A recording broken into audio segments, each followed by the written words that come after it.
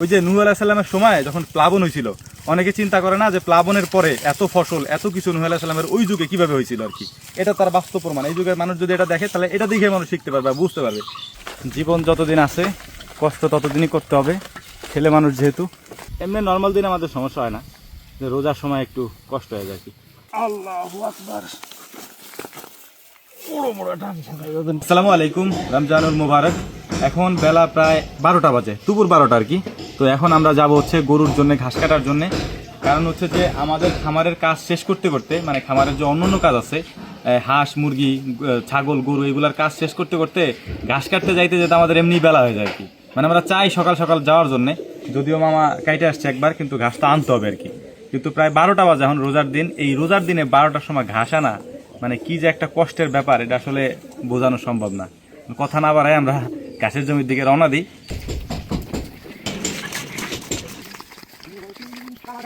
তো মূলত যে ঘাস আমরা এখন কাটতেছি এটা হচ্ছে আমাদের বুনা ঘাস আর কি। মানে আমরা যে ঘাস বুনছিলাম গত কয়েকদিন আগে, এই ঘাসটাই মূলত হচ্ছে এখন আমরা কেটে নিচ্ছি। ঘাসটা তেমন একটা বড় হয় নাই, কিন্তু আমরা কেটে নিয়ে যাইতেছি কারণ আমাদের আরও ঘাস আছে, মানে লাগানো যে ঘাস আছে ওই ঘাসগুলোও বড় হয়ে গেছে, যে কারণে এখানে কাইটা পানি দিয়ে আমরা অন্য জমিতে চলে যাবো আর কি। এখন একটা বিষয় আপনাদেরকে বলি, সেটা হচ্ছে কি, এইখানে যে আমরা ঘাস বুনছিলাম, অনেকে হয়তো আমাদেরকে প্রশ্ন করতে পারেন যে ভাই ভালো কোনটা, মানে ঘাস কি বুনবো নাকি লাগাবো, কোনটা ভালো হবে। মানে আমাদের পরামর্শ থাকে হচ্ছে যে ঘাস লাগানোর ক্ষেত্রে ঘাস হইতে হইতে একটু সময় লাগে, মানে মিনিমাম 3 মাসের মতো লেগে যায় আর কি ওই ঘাস হইতে হইতে। কিন্তু যদি ঘাস বুনে দিই, ওই ঘাস হইতে তেমন বেশি সময় লাগে না, অল্প সময়ের মধ্যে ওই ঘাসটা মানে হয়ে যায় আর কি। হ্যাঁ, তো এই কারণে হচ্ছে যে আমরা যখন প্রয়োজন পড়ে সেটা আমরা লাগানোর চেষ্টা করি। মানে যদি লং টাইম থাকে, মানে অনেক সময় যদি আমাদের হাতে থাকে, তাহলে আমরা লাগাই দিই। এবং যদি দেখি যে না আমাদের খুব দ্রুত ঘাসের প্রয়োজন, তখন আমরা বুনে দিই আর কি। আর ঘাস বুনে দিয়ে 2-3 টিপ পানি দিলে খুব দ্রুত ঘাস হয়ে যায়। ঘাস আপনারা হয়তো দেখছেন গত কিছুদিন আগে আমরা বুনে দিয়েছিলাম, ওই ঘাসটাই আলহামদুলিল্লাহ এখন আমাদের হয়ে গেছে, আমরা কেটে নিয়ে যাচ্ছি আর কি। কিন্তু যদি আমরা এখানে লাগাইতাম তাহলে এটা হইতে হইতে একটু সময় লাগতো আর কি। আর এই সিজনে মানে শীতের সিজন দিকে একটু ঘাস কম বাড়ে, যে কারণে আমরা বুনছিলাম আর কি। তো এইটা মূলত যা দেখতে পাচ্ছেন এখানে সব আমাদের বোনা ঘাস। এখানে এই ঘাসের মধ্যে এই যে যা সজিমামা হচ্ছে, আবার এই যে সরিষাগুলারে আলাদা আলাদা কাটছে। হ্যাঁ, এই যে এই সরিষা এখানে আমরা বুনি নাই, এই সরিষা এখানে এমনিই হয়েছে আর কি। মানে এটা মূলত আমরা ঘাসই বুনছি, এখানে কোনো সরিষা এখানে আমরা বুনি নাই। কিন্তু এর আগের বছর এই জমি যে চাষ করতো আর কি, এই বছর তো আমরা নতুন লিজ নিছি। তো ওই ব্যক্তি হয়তো উনি তখন সরিষা বুনছিল না, হ্যাঁ হ্যাঁ, ওই লোক হচ্ছে সরিষা বুনছিল। সরিষা বোনার পরে উনি সরিষা কেটে নিয়ে গেছে, কাটার পরে এই জায়গায় পাট বোনা হয়েছিল, পাটও কেটে নিয়ে গেছে। তারপরে পানি হয়েছে, মানে একটু বন্যা হয়েছে, পানি হয়ে গেছে। ওই পানির পরে আমরা জমি নিছি, জমি নেওয়ার পরে এটা চাষ দিছি, চাষ দেওয়ার পরে তারপর আমরা ঘাস বুনছি। এরপরেও এই সরিষা হয়েছে, মানে এত পরিমাণে হয়েছে। এই যে দেখতে পাচ্ছেন, এই যে হয়েছে, ওই যে হয়েছে। তারপরে তো আমরা কত কয়েকদিন ধরে কেটে কেটে নিয়ে খাওয়া ফেলতেছি আর কি। কিন্তু যদি না খাওয়াইতাম তাহলে আরও নেওয়া যেত আর কি। এই যে আমি দেখাই, এদিকে আসো, এই দেখেন এই যে এই ঘাসের মধ্যে এই যে সরিষার গাছগুলি, এই যে এগুলো সব সরিষার গাছ, এই যে হ্যাঁ একদম দেশি সরিষা। এই সরিষাগুলো এখানে এত পরিমাণে হয়েছে, এখান থেকে ভিতর দিয়ে একদম ভরা সরিষা। এই যে সজিমা আইনে এনে যে গুছাইতেছে, এইগুলা মূলত হচ্ছে যে এই ভিতরে যে সরিষাগুলো হয়েছিল সেই সরিষা। কি একটা মানে অদ্ভুত ব্যাপার যে এখানে পানি হয়েছে, তার আগে একটা ফসল হয়েছে, তার আগে একটা ফসল হয়েছে, তারপরেও এই সরিষা বহল তবিয়তে আছে এবং ওরা হয়েছে। মানে এটা আল্লাহ তাআলার একটা কুদরত ছাড়া আর কিছুই না। ওই যে নূহ আলাইহিস সালামের সময় যখন প্লাবন হয়েছিল, অনেকে চিন্তা করে না যে প্লাবনের পরে এত ফসল এত কিছু নূহ আলাইহিস সালামের ওই যুগে কিভাবে হয়েছিল আর কি।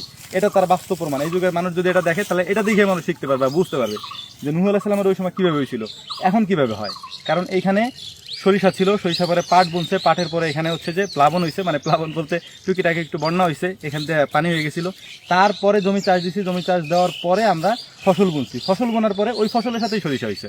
তো এটা কুদরতের একটা খেলা আল্লাহ তাআলার। হ্যাঁ, এটা চিন্তা করলে মানুষ এমনিতেই হচ্ছে ইমানদার হয়ে যাবে আর কি। তো যাই হোক, আলহামদুলিল্লাহ আমরা এগুলো নিয়ে যাবো এখন, যেহেতু একটা বাড়তি ফসল আমরা পাইছি, তো এখানে রেখে যাওয়ার কোনো কারণ নাই। আর আমরা এগুলো গরুর সাথে খাওয়াই দিয়েছিলাম, কিন্তু এত তো খাওয়ানো পসিবল না, এখানে অনেক পরিমাণে হয়েছে। যেমন এই যে এই যে একাটি হয়েছে, এরপরে এই যে সিরিয়ালে আরও আছে, আরও আমরা কেটে কেটে খাওয়াইছি আর কি। তো যাই হোক, আলহামদুলিল্লাহ সব কিছুর জন্যে।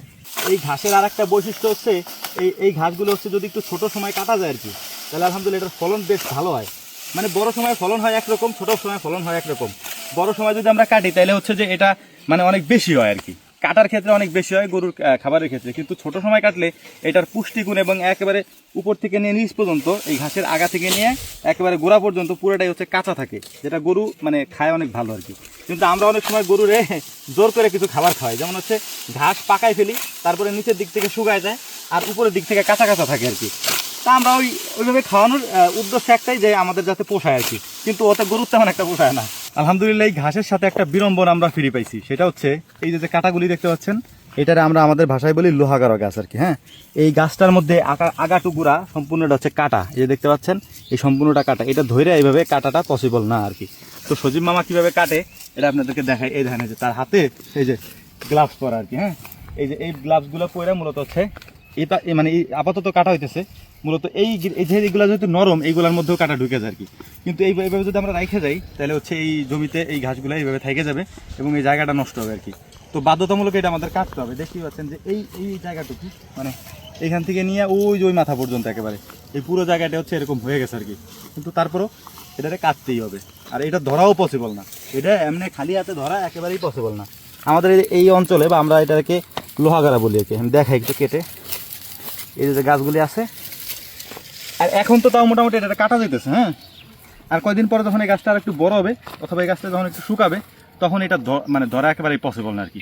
তো যে কারণে হচ্ছে ছোটো থাকতে আমরা এগুলোকে কেটে ফেলি আর কি। হ্যাঁ, তো ছোটো থাকতে কাটলে দুইটা সুবিধা আছে, একটা হচ্ছে যে এটা আমরা গরুর ঘাসের সাথে দিয়ে দিতে পারবো, মানে মেশিনে দিলে এটা ওই ঘাসের সাথে দিলে এটা একেবারে গুঁড়া হয়ে যাবে আর কি। তখন আলহামদুলিল্লাহ ওই গরু এগুলাকে খেয়ে ফেলে আর কি। কিন্তু যখন শুকায় যায় তখন এগুলা গরুর মানে মুখের মধ্যেও কাটা ঢুকে, যেগুলো আমরা এই জন্য শুকানোর পর আর নিই না, একটু কাঁচা থাকতেই নিয়ে যায় আর কি। কিন্তু এগুলো আবার বহন করাও কষ্ট। এই যে আটি সাজাইতেছে না, এই আটি সাজানোর পরে যখন আমি নিব বা আমরা যখন নিব তখন এই যে গামছা দিয়ে তারপর সবার চাদর দিয়ে তারপর আমাদের ওই রাস্তা পর্যন্ত নেওয়া লাগে, নাহলে হচ্ছে এখানে মানে ক্ষত বিক্ষত হয়ে যায়, যেটা আসলে আমাদের দেখানো পসিবল হয় না অনেক কিছু, কিন্তু আসলে হয় এরকম। হ্যাঁ, যদিও আমরা যে ভিডিওগুলো করি ইদানিং এই ভিডিওর স্পিড বাড়াই যায়, তারপর আমরা ভয়েস ওভার দিই, পরে ভয়েস দিই, আপনারা হয়তো ওইভাবে বোঝেন না আমাদের মানে যে অনুভূতি বা কষ্ট, এটা আসলে বোঝানো পসিবল হয় না। যখন আমরা এইভাবে ভিডিও করি তখন আমাদের এইগুলো আসলে ফুটে ওঠে যে আসলে কী পরিমাণ কষ্ট আমাদের হয়। অনেকে মনে করেন যে আসলে মানে এটা হয়তো খুব সহজ কাজ, কিন্তু যারা না দেখবেন বা না করবেন মাঠ পর্যায়ে এসে তারা আসলে বোঝাটা পসিবল না আর কি। এই ধরেন এই যে রোদ দুই সাইড দিয়ে, এখন তো শীতের দিন শেষ, গরমের দিন চলে আসছে, দুই সাইড দিয়ে রোদ এসে একবারে মুখের দুই সাইডে লাগে আর কি। ত্বক আর চেহারা থাকে না তখন। কাটা, হ্যাঁ, এই ঘাসের সাথে প্রচুর পরিমাণে কাটা, এই যে এইখান থেকে সম্পূর্ণটা কাটা, এটা উঠাইতে গেলেও হচ্ছে সমস্যা। ও বাবারে,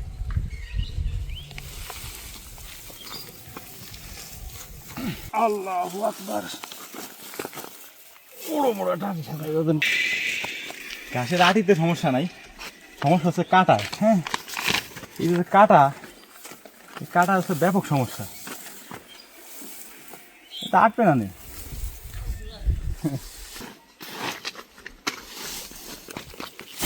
এমনিতে রোজার দিনে তেমন একটা সমস্যা নাই, কিন্তু সমস্যা হচ্ছে যদি পানি পিপাসা লাগা যায় আর কি। হ্যাঁ, কারণ রোদ্রের যে স্পিড আর কি, যে তাপ, মানে কি আর বলবো, শরীরে একবার চামড়ার ভিতর দিয়ে ঢুকে রোদ আর কি। পানি পিপাসা লাগলে অবস্থা টাইট রোজার দিন আর কি। এমনি নর্মাল দিনে আমাদের সমস্যা হয় না, যে রোজার সময় একটু কষ্ট হয়ে যায় আর কি। যদিও কষ্ট হলেও কিছু করার নাই, কাজ তো কাজই, করা তো লাগবেই, এটাই আর কি।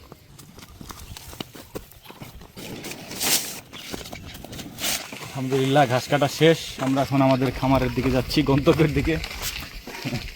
প্রায় 1টা বেজে গেছে, এখন যাবো, গোসল করবো, ঝরে নামাজ পড়বো, এরপরে খামারের অন্যান্য কাজ আর কি। রেস্ট তো একেবারেই নাই রোজার দিন। আর মূল বিষয় হচ্ছে জীবন যতদিন আছে কষ্ট ততদিনই করতে হবে, ছেলে মানুষ যেহেতু, কাজ ছাড়া কষ্ট ছাড়া কোনো বিকল্প নাই, আর কোনো দামও নাই। হ্যাঁ, আর তাতে ঢুকে গেল একটা, মাশাআল্লাহ। আলহামদুলিল্লাহ আমরা খামারে নিয়ে আসছি ঘাস, এখন ঘাস কাটিং হইতেছে এখানে। হ্যাঁ, ওইদিকে আদান দিচ্ছে, তো আমরা ভিডিও আর বড় করবো না, এখানে শেষ করতেছি। আমাদের জন্য আসসালামু আলাইকুম।